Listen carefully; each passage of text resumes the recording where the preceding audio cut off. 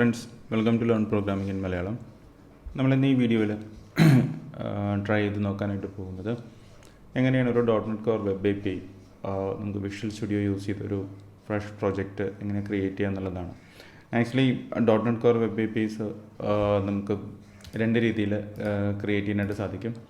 അപ്പോൾ അതിൽ ഫസ്റ്റ് മെത്തേഡാണ് നമ്മൾ ഈ ഒരു വീഡിയോയിൽ നോക്കാനായിട്ട് പോകുന്നത്. അപ്പോൾ അതിൽ ഫസ്റ്റ് മെത്തേഡ് എന്ന് പറയുന്നത് വിഷ്വൽ സ്റ്റുഡിയോ യൂസ് ചെയ്തുകൊണ്ട്, അതായത് ഗ്രാഫിക്കൽ യൂസർ ഇൻ്റർഫേസ് യൂസ് ചെയ്തുകൊണ്ട് ക്രിയേറ്റ് ചെയ്യുന്നതും. സെക്കൻഡ് മെത്തേഡ് എന്ന് പറയുന്നത് കമാൻഡ് പ്രോംപ്റ്റ്, വിൻഡോസിലെ കമാൻഡ് പ്രോംപ്റ്റ് യൂസ് ചെയ്തുകൊണ്ടും നമുക്ക് പ്രോജക്റ്റ് ക്രിയേറ്റ് ചെയ്യാനായിട്ട് സാധിക്കും.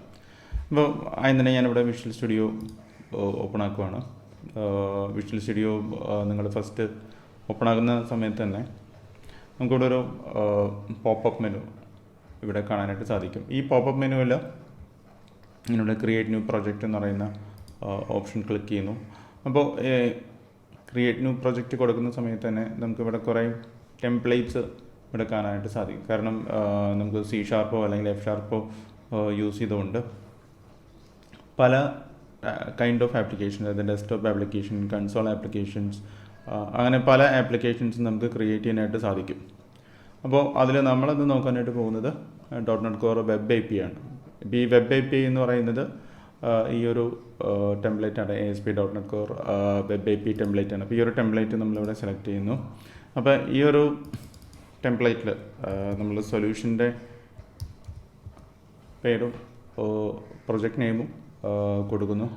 അപ്പോൾ അതിൽ സൊല്യൂഷൻ നെയിം എന്ന് പറയുന്നത് ഒരു സൊല്യൂഷനകത്ത് മൾട്ടിപ്പിൾ പ്രോജക്ട്സ് ഉണ്ടായിരിക്കും. ഇപ്പോൾ സൊല്യൂഷൻ എന്ന് പറഞ്ഞാൽ ഉദ്ദേശിക്കുന്നത് ഒരു മേ ബി നിങ്ങളൊരു കമ്പനിക്ക് വേണ്ടി മൾട്ടിപ്പിൾ ആപ്ലിക്കേഷൻസ് ക്രിയേറ്റ് ചെയ്യുകയാണെങ്കിൽ അത് ആസ് എ ഹോൾ ഇതൊരു സൊല്യൂഷൻ ആയിരിക്കും. ആ സൊല്യൂഷൻ്റെ അണ്ടറിലായിരിക്കും നിങ്ങളുടെ മൾട്ടിപ്പിൾ പ്രോജക്ട്സ് വരിക.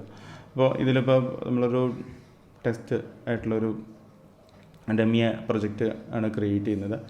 അതുകൊണ്ട് തന്നെ സൊല്യൂഷൻ നെയിമും പ്രൊജക്റ്റ് നെയിമും സെയിം ആണ്. ഇവിടെ നമ്മൾ ലൊക്കേഷൻ കൊടുക്കുന്നു. അപ്പോൾ അതിനുശേഷം നെക്സ്റ്റ് കൊടുക്കുന്നു. അപ്പോൾ ഇതിൽ ബൈ ഡിഫോൾട്ട് ഈ കാണുന്ന ഓപ്ഷൻസ് എല്ലാം നമ്മൾ ആദ്യം ഇവിടെ തന്നെ കീപ്പ് ചെയ്യാണ്.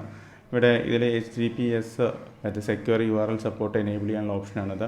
അതുപോലെ തന്നെ ഇത് API ഡോക്യുമെൻറ്റേഷൻ, ഈ ഒരു കാര്യം എന്താണെന്ന് നമ്മൾ ഡീറ്റെയിൽ ആയിട്ട് അടുത്ത വീഡിയോയിൽ ഒക്കെ വരുന്ന വീഡിയോയിലായിരിക്കും നമ്മൾ എക്സ്പ്ലെയിൻ ചെയ്യുക. അത് എനേബിൾ ചെയ്യുന്നു, കൺട്രോളേഴ്സ് എനേബിൾ ചെയ്യുന്നു. അതുപോലെ തന്നെ ഓതൻറ്റിക്കേഷനൊന്നും അറ്റ് പ്രസൻറ്റ് നമ്മൾ കൊടുക്കുന്നില്ല. .NETൻ്റെ ലേറ്റസ്റ്റ് വേർഷൻ 8 ആണ് നമ്മൾ യൂസ് ചെയ്യുന്നത്. അതിൻ്റെ ലോങ് ടേം സപ്പോർട്ടഡ് വേർഷനാണ് ഈ ഒരു വീഡിയോയിൽ അറ്റ് പ്രസൻറ്റ് ഈ വീഡിയോ റെക്കോർഡ് ചെയ്യുന്ന സമയത്തുള്ള ആ ഒരു വേർഷൻ നമ്മൾ യൂസ് ചെയ്യുന്നു. അപ്പോൾ അതിനുശേഷം നമ്മളിവിടെ ക്രിയേറ്റ് കൊടുക്കുന്നു. അപ്പോൾ ഈ ഒരു കാര്യം ക്രിയേറ്റ് കൊടുക്കുമ്പോൾ വിഷ്വൽ സ്റ്റുഡിയോ അതിൻ്റെ ഫയൽസും ഫോൾഡേഴ്സും ക്രിയേറ്റ് ചെയ്യുന്നതാണ്. അത് മേ ബി നിങ്ങളുടെ സിസ്റ്റത്തിൻ്റെ പെർഫോമൻസ് അനുസരിച്ച് മേ ബി 1 മിനിറ്റോ 2 മിനിറ്റൊക്കെ ഒരു ക്രിയേഷൻ നടക്കാനായിട്ട് എടുക്കുന്നതാണ്.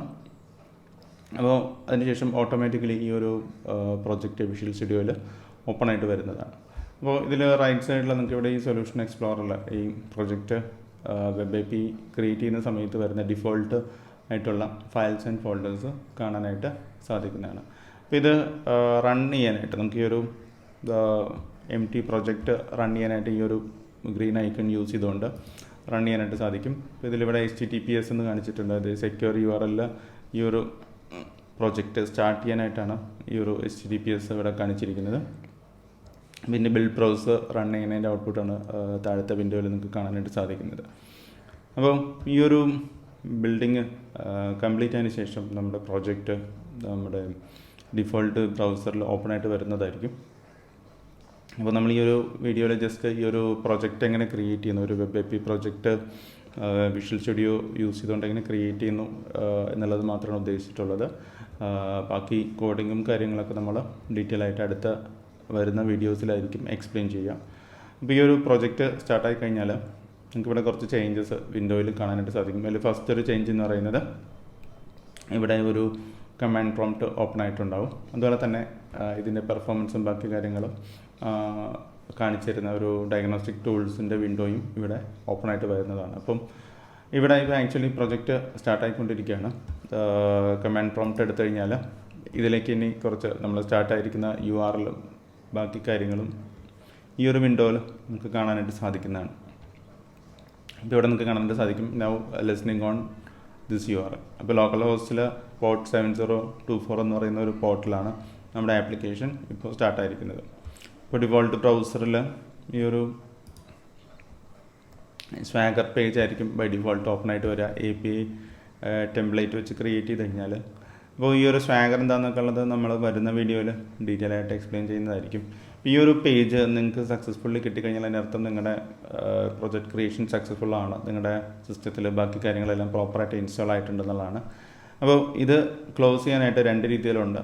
ഒന്നല്ലെങ്കിൽ നിങ്ങൾക്ക് ഇവിടെ നിന്ന് ഡയറക്റ്റ് ഈ ഒരു സ്റ്റോപ്പ് ബട്ടൺ യൂസ് ചെയ്ത് ക്ലോസ് ചെയ്യാം.